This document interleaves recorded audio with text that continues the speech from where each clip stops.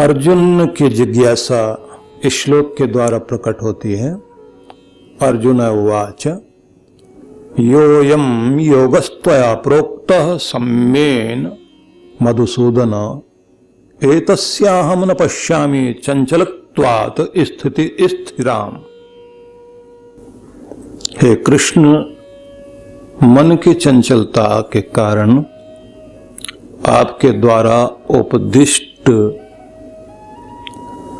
इस समता योग की स्थिति मैं नहीं देख पा रहा। आपने जो समता पूर्वक जो योग कहा है, मन की चंचलता के कारण इस योग की स्थिर स्थिति मैं नहीं देख पा रहा। अर्जुन का यह कहना अपने आप में बड़ा ही महत्वपूर्ण है कि कितनी भी अच्छी ऊंची आदर्श वाली बात क्यों ना हो, मन जो है हमेशा एक जैसा नहीं रहता। यह आदर्शों को याद तो रखता है, आदर्शों के विषय में बता भी देगा, लेकिन आदर्शों पर चल नहीं पाता। इसलिए अच्छी बातें सब लोगों को याद हैं, अच्छी बातें लोगों को पसंद भी खूब हैं और निश्चय भी करते हैं कि ऐसा होना चाहिए। लेकिन ये भी सभी कहते हैं कि क्या करें, नहीं हो पाते। अगर मगर किंतु परंतु लेकिन वेकिन कुछ न कुछ ऐसी चीज हो जाती है कि मन भटकाव में आ जाता है। इसलिए अर्जुन ने पीछे भी एक प्रश्न किया था, अतकेन प्रयुक्तोयम पापम चरति पुरुष। मनुष्य किससे प्रेरित होता है? जो पाप करता है। अनिच्छन्नपि वार्ष्णे बलादेव नियोजित। न चाहते हे भी हे कृष्ण, जबरदस्ती जैसे कोई खींच कर ले जाता है, ऐसे मन जाता है। तो क्या किया जाए? साधना क्षेत्र में कुछ चीजें बड़ी महत्वपूर्ण हैं, जिसमें यह कहा जाता है कि बहुत लोगों की जिंदगी में अच्छी बातें होती हैं, उनका संकल्प भी होता है, दृढ़ इच्छाएं भी होती हैं और वो कोशिश भी करते हैं, लेकिन बीच में रुक जाते हैं जाकर। कुछ लोग किनारे पर जाकर लुढ़कते हैं, मतलब मझधार पार कराए, भंवर पार कराए, किनारे पर पहुंचते पहुंचते वहां डूब जाते हैं आकर। तो उसके विषय में यह कहा गया कि हर एक व्यक्ति के लिए एक बड़ी महत्वपूर्ण कड़ी है कि एक तो योग निद्रा में जाकर व्यक्ति अपने चित्त को उस अवस्था में लेकर आए कि अल्फा से डेल्टा तरंगों में जाना शुरू करे और वहां वह अपने मस्तिष्क में चेतन मन के द्वारा सुझाव जो वो चाहता है जिंदगी में, वो सुझाव का संकल्प दोहराए। और दूसरा काम यह करे, जिस आदर्श स्थिति को पाना चाहता है उसे उस समय वहां पर बोने का काम करे, अपने चित्त भूमि में उसको बो दे।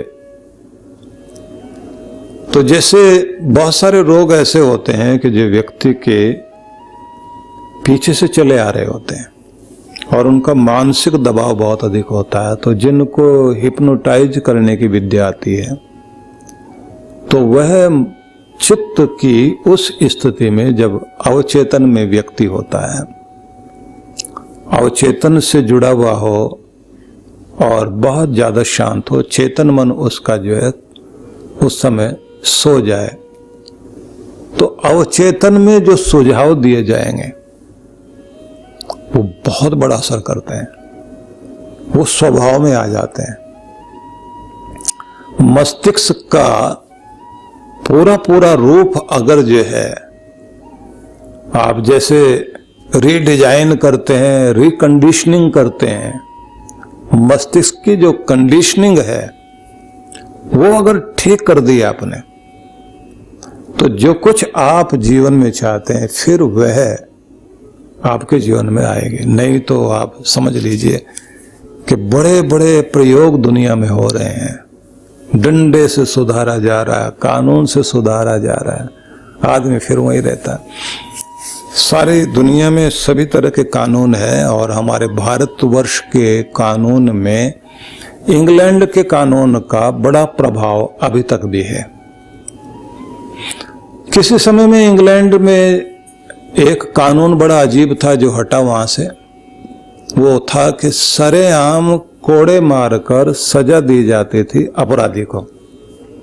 उसके पीछे लॉजिक ये था कि सबके बीच में खड़ा करके अगर आदमी को अपमानित किया जाए और दंड दिया जाए तो उससे देखने वाले लोगों पर बहुत बड़ा प्रभाव पड़ता है, मानसिक दबाव आता है। तब उनके दिमाग में डर पैदा होता है और गलत काम करने से बचते हैं। नहीं तो ये जो आप बंद कोठरी में ले जाकर किसी को फांसी भी दे दोगे और अखबारों में छपवा भी दोगे, उसको फांसी हो गई, उसको जेल दे दी गई, उसको इतने साल की सजा हो गई। तो जिस समय व्यक्ति अपराध करता है, एक तो न्याय की प्रक्रिया में समय लगता है। अपराध आज किया और 6 महीने 2 साल बाद उस व्यक्ति को सजा दी गई तो लोग उस अपराध को भूल भी जाते हैं। सामने बुलाकर व्यक्ति को दंडित करना चाहिए। तो एक ऐसा तर्क देकर यह कानून बना। अब लोगों पर क्या असर हुआ कि लोग डरे। जहां पर किसी जेब काटने वाले, चोरी करने वाले, अपराध करने वाले व्यक्ति को सरेआम चौराहे पर खड़े होकर के कोड़े लगाए जा रहे हैं, वहीं पर जेब काटने वाले लोग अपना काम कर रहे हैं। उनको लगता है कि जब जब कोड़े लगते हैं लोगों का ध्यान उसी आदमी की तरफ रहता है। जेब काटने में बड़ी सुविधा होती है। वो बड़ी जेबें कटती थी वहां। वो बाद में जो है रिपोर्ट जाए और वह जाकर के पुलिस में रिपोर्ट कराएं कि जेब कट गई साहब। एक नहीं 20 आदमियों ने जाके जो है वो शिकायत करी। कहाँ कटी? बोले साहब जहां आप सजा दे रहे थे वहीं हुआ ये काम। तो 5, 7, 10 जगह जब ये हुआ तो उसके बाद रिपोर्ट गई कि साहब आपका जो है ये प्रयोग कामयाब नहीं हुआ, प्रयोग बदल दिया गया। कानून में संशोधन होते हैं ना। मनुष्य के ऊपर दंड शासन करता, दंडम धर्मम विदुर्बुधा। ऐसा कहा गया है कि दंड ही धर्म है। बिना दंड के तो जो है किसी व्यक्ति को आप सुधार नहीं सकते। ये कानून का डर, बड़ों का डर, धर्म का डर, ये सारे डर अपनी जगह काम करते हैं। लेकिन इन सबके बाद आप देखते हैं कि जेल में जाने वाले लोग वहां जाके अपना डर खत्म करके आते हैं। वहां दादा गुरु मिलते हैं लोगों को सिखाने वाले। वो कहते हैं कि गलती ये नहीं है कि तुमने चोरी की थी, गलती ये कि कच्चे चोर थे, ट्रेनिंग की कमी थी। तुमसे बड़े बड़े तो बाहर बैठे हैं, वो कभी पकड़े नहीं जाते। जो कच्चे हैं वो पकड़े जाते हैं। अब की बार ऐसी कोशिश करना, वो सारी PhD करा देते हैं अपराध में। वहां से बाहर गया हुआ आदमी और बड़ा अपराधी बन के जाता है। तो सुधारने के बड़े प्रयोग हो रहे हैं दुनिया में, लेकिन आदमी नहीं सुधरता। इसलिए कहा जाता है कि सारी दुनिया में सबसे बड़े प्रयोग ये है कि जो दिमाग आदमी का गलत तरफ लेकर जाता है, जैसी उसकी कंडीशनिंग कर दी गई है, उसको ही चेंज करो ना। कंप्यूटर में जो कुछ भरा हुआ है उसके अनुसार वो काम कर रहा है। अब पहले वाला खाली करिए और उसके बाद में उसमें दूसरी चीज डालिए। ये एक प्रयोग है। और गुरुजनों को यह समझाया जाता है कि आप गुरु पद पर पहुंचोगे, इस विधि को सबसे पहले सीखो। जब तक ये विधि नहीं आएगी तब तक आप किसी का कल्याण नहीं कर सकते। इसलिए उनको साधना में, तपस्या में और संस्कार जो अंदर जन्म जन्मांतर के बीज बनकर जमा है, उनको जलाने की विधि उनका गुरु पहले सिखाता है। जो गुरु परंपरा रही है उसमें तो यही है। ये अलग बात है कि अब जिस तरह चल रहा है मैं उस पर कोई टिप्पणी नहीं करूंगा, लेकिन ये विधि सीखनी चाहिए। मस्तिष्क की कंडीशनिंग जैसी माँ बाप ने, समाज ने आपकी, समाज आपका अंतःकरण का निर्माण करता है, ये ध्यान रख लेना। जैसा अंतःकरण का निर्माण आपका हो गया, जिंदगी वैसे चलेगी आपकी। आदमी शॉर्टकट समझता है, सुखी होने का रास्ता चोरी समझता है, बेईमानी समझता है, ठग वाला काम करने में आदमी को लगता है बड़ा आसान काम यही है, भिखारी को लगता है यही आसान काम है। और आदमी हमेशा कठिनाई से आसानी की तरफ भागता है, तो वही काम करेगा वो। अपने को तो यही आसान, बहुत आसान पड़ रहा है। और हर आदमी अपने काम में बड़ी बुद्धिमत्ता समझता है। वो जो एक मजाक चलती है ना कि किसी एक टीचर ने कहा कि अगर बिरला जी की सारी प्रॉपर्टी मुझे दिलवा दी जाए, मैं उनसे ज्यादा कमा सकता हूं, जितना वो कमाते हैं उनसे ज्यादा कमा सकता हूं। बोले तुम क्या करोगे? बोले ट्यूशन और करूंगा साथ साथ, फिर देखना क्या कमाई हो सकती है। हर एक आदमी को लगता है मैं ज्यादा कमा सकता हूं, ज्यादा बुद्धिमान हूं, क्योंकि दिमाग की कंडीशनिंग वैसे कर दी गई है। उसे लगता है कि इस तरह से आगे बढ़ा जा सकता है, ऐसे पैसे कमाए जा सकते हैं। आजकल सबसे ज्यादा आदमी को सिखा दिया गया कि सिर्फ पैसा कमा लेना ही दुनिया में सबसे बड़ी सफलता है और कुछ भी नहीं। सब लगे हुए इसी काम में, और वहां किनारे तक पहुंचने के बाद में आखिर में ये लगता है कि नहीं, बहुत कुछ खो बैठे हम। ये पैसा तो आया, नींद चली गई, सेहत चली गई, हंसी और मुस्कुराहट चली गई, अपनों का प्यार नहीं कमा पाए, अपनों के साथ जिंदगी नहीं बिता पाए, अकेले होते चले गए, बहुत कुछ गंवा दिया, केवल पैसे हैं। अब इसका क्या करूं? वही दे दे करके, वही पैसे देकर फिर से सेहत वापस लाना चाहता है व्यक्ति, वही सब देकर नींद वापस लाना चाहता है। अपने आप को खुश रखने के लिए मनोरंजन के साधन लेकर के आएगा, पार्टियां भी होंगी, नाच कूद होगी घर में, लेकिन अंदर की उदासी नहीं जाएगी। खो बैठे वो सब। और मजे की बात यह है कि गरीब की झोपड़ी में ना तो टीवी है ना रेडियो, बजता पड़ोसी का टीवी है, रेडियो बजता है, नाचता गरीब का बच्चा है। शादी उसके घर में हो रही, ढोल बज रहा है, इधर अपनी झोपड़ी के बाहर खड़ा होकर गरीब का बच्चा जो है, उनके घर में कोई खुशी नहीं है, पर दूसरे की खुशी देखकर उसी में आनंद ले रहा है।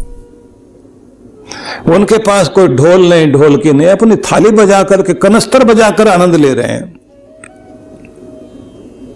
पीछे किसी ने व्हाट्सएप पर एक चित्र भेजा था, सेल्फी का युग है ना, कुछ गरीब बच्चे लाइन में खड़े हुए और एक बच्चा चप्पल लेके, और इस तरह से जैसे उसके पास वो एक मोबाइल फोन हो और वो सेल्फी ले रहा है सामने ऐसे करके, बड़ा मुस्कुरा रहा है, और पीछे वाले भी मुस्कुरा रहे हैं, अपना हवाई चप्पल निकाल के उससे वो सेल्फी ले रहा है। देख करके रोना आता है, इस बेचारे के पास होना चाहिए था फोन, लेकिन दूसरी तरफ देखें तो ईर्ष्या होती है कि केवल अकेला मुस्कुरा रहा है, ऐसा नहीं, उसके साथ लाइन में और गरीब बच्चे खड़े, वो भी वैसे मुस्कुरा रहे, हाँ फोन सेल्फी ली जा रही। खुश होने के लिए कोई भी बहाना हो सकता है। जिंदगी जीने के बड़े तरीके लोगों के पास। हम लोग ये सोचते हैं ये सीढ़ियां चढ़ जाऊं तो उसके बाद खुशी पूरी मिल जाएगी मेरी जिंदगी में, ये चीजें मेरे पास आ जाएं तो बस खुश हो जाऊंगा। लेकिन देखा है कि चीजें आ जाती हैं, खुशी नहीं आ पाती। प्रश्न उठता है क्या कमाना छोड़ दें, धन कमाना छोड़ दें? जरूरी नहीं है क्या? बात यह है कि धन कमाने के साथ साथ खुशी भी रोज कमानी है, धन कमाना सेहत भी रोज कमानी है, धन कमाना शांति भी रोज कमानी है। सीढ़ी दर सीढ़ी चढ़ते चले जाइए, लेकिन एक ही सीढ़ी चढ़ने की बात नहीं है। आपका कमल पूरा खिलना चाहिए, आपकी सारी पंखड़ियां खिलनी चाहिए, आपके अंदर का प्यार भी, आपकी सेहत भी, आपका सम्मान भी, आपकी नींद और आपकी चैन की पंखड़ियां भी खिलनी चाहिए। एक को इतना महत्व मत दे देना बाकी चीजें कुमला जाए, बस यहां गड़बड़ होती है। इसलिए जब अर्जुन ये कहता है कि आपकी बातें तो ठीक हैं, लेकिन मन चंचल है, स्थिर है, नहीं हो पाता। मन की अस्थिरता और मन की व्याकुलता, मन के अंदर उठने वाले तीव्र संवेग, उनके कारण कृष्ण जो आपने समयोग बताया है वो समता योग, सदता नहीं है। तो क्या करें? मन के भटकाव के कारण ही तो स्थिरता नहीं आ पाती। मन को एकाग्र करते हैं, मैं तो समर्थ नहीं हो पाता।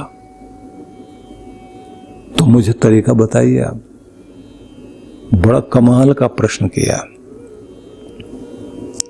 और प्रश्न जो है वो ठीक से जिज्ञासा करनी आनी चाहिए। यहां पर अर्जुन इस बात पर बल दे रहे हैं कि योग का लक्ष्य क्या है। जीवन की सभी चुनौतियों परिस्थितियों में समत्व का भाव प्राप्त कर लेना योग का लक्ष्य है। लेकिन मैं क्या करूं? मन की चंचलता व्याकुलता इतनी तीव्र है कि एकाग्रता बनने नहीं देती, और सबके अंदर जो आप कहते हैं कि अपने जैसा सुख दुख समझो, अपना उदाहरण सामने रख करके देखो, तो संभव नहीं हो पा रहा। ये ऐसा प्रश्न है कि जो प्रत्येक व्यक्ति के हृदय में उठता है। श्री कृष्ण के एक नाम को उन्होंने इस समय संबोधित किया है, मधुसूदन। योयम योगस्त्वया प्रोक्त सम्येन मधुसूदन। हे मधुसूदन, जो आपने यह योग बताया है। कृष्ण भगवान के बहुत सारे नाम गीता में कहे गए हैं। हरिसूदन भी है, वासुदेव भी है, यादव भी है, माधव भी है, लेकिन यहां मधुसूदन क्यों प्रयोग किया गया? तो मधु नाम के एक असुर को या दैत्य को कहिए, कृष्ण भगवान ने मारा था तो उसको सूद दिया था। सूद देने का मतलब ब्याज नहीं दे दिया था, मारा था उसको, तो नाम हो गया मधुसूदन। तो उसके अंदर की विशेषता जो भी रही है वो सब राक्षस की कथा कहने से तो कोई फायदा नहीं है। बस इतना ही समझ लीजिए कि बड़ा चंचल, कोई आसानी से काबू में ना आए। जो किसी के काबू में नहीं आया वो कृष्ण के काबू में आया। अर्जुन कहता है कि आप तो सबको नियंत्रित कर पाते हो, लेकिन मेरे पास तो नियंत्रण करने के लिए एक मन ही तो है।